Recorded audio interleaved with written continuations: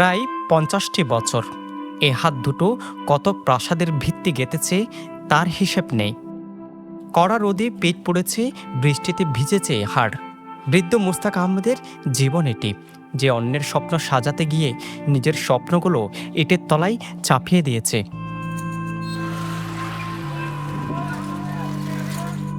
হাড় ভাঙা খাটনের পরও মজুরি বাড়ে না, বাড়ে শুধু চাল ডাল সহ খরচের কোরাক।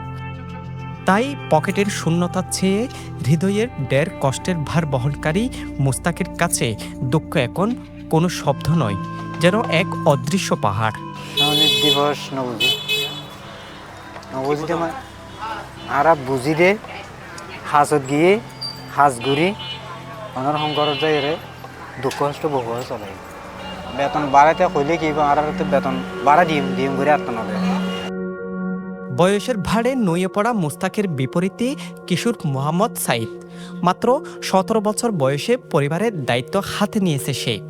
বলছে কষ্ট সীমাহীন, তবে কাজ করে যেতে হয় দায়িত্বের বারে। ধরনের কাজ করতে মানে বড় যারা আছে মোটর লাইনে মোটরসাইকেলে কাজ যেগুলো করে ভীষণ কষ্টের কাজ। পরিবার চাবে আর কি, মা বাবা বলে কাজ শেখানোর জন্য এরকম আর কি। মুস্তাক সাইদের মতোই করুণ দশায় জর্জরিত আক্তার হোসেন ভুট্টো কিংবা মিনহাজরা দ্রব্যমূল্যের ঊর্ধ্বগতি সময়ে এমন ইনকামে বারংবার হাঁপিয়ে উঠছে তারা।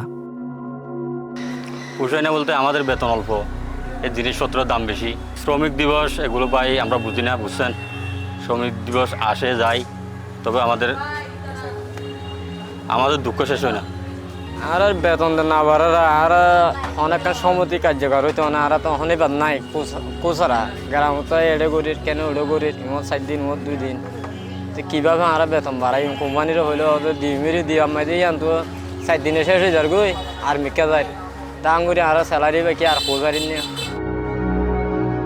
একদিকে দ্রব্যমূল্যের ঊর্ধ্বগতি, অন্যদিকে রোহিঙ্গাদের দখলে যাচ্ছে শ্রমিকের কর্মক্ষেত্র। সবকিছু মিলিয়ে ভালো নেই কোনো শ্রমিক। দিন শেষে আয় ব্যয়ের হিসাব মিলাতে গিয়ে পার হচ্ছে তাদের জীবন। টাকা দিয়ে তো সংসার চলে না, তো কষ্ট করে আমরা অন্যদিকে চাকরি করিয়া এর পরে যাই আর ডিউটির পরে যাই আর চাকরি করে আমরা ঘর সংসার চালাই। রোহিঙ্গা তো দিনে তলে আয় যাগই হাজ ঘুরি আর রাইতে গেলে দৌড় গই আর রোহিঙ্গা কল তাহলে তারা আর যদি 500 কুদিলে তারা 300 দিয়ে করতে হ্যাঁ তাহলে এখন আর তোয়ানো করে দেশের তখন তোয়ানো করে। শ্রমিক নেতারা বলছে ন্যায্য অধিকার থেকে বঞ্চিত শ্রমিকরা। 8 ঘন্টা করে কর্মঘণ্টা থাকলেও মালিকের ছাপে করতে হয় আরও বেশি কাজ।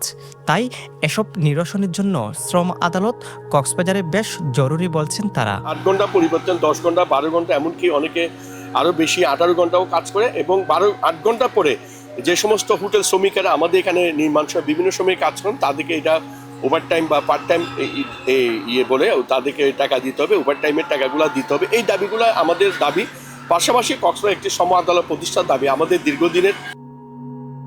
শ্রম অধিদপ্তর বলছে শ্রমিকদের বেতন ভাতা, মজুরি, কর্মক্ষেত্রের নিরাপত্তা নিশ্চিত করতে কাজ করছে তারা।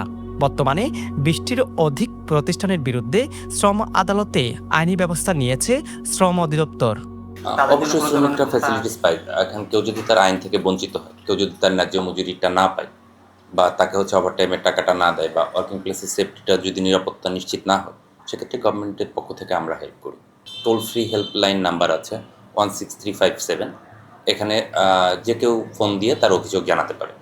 অভিযোগ জানালে সংশ্লিষ্ট যে জেলা কার্যালয়ের আন্ডারে সেখানে চলে যায়। আমাদের লেবার ইন্সপেক্টররা আছে, তারা ইন্সপেকশন করে আইনগত ব্যবস্থা নেয়।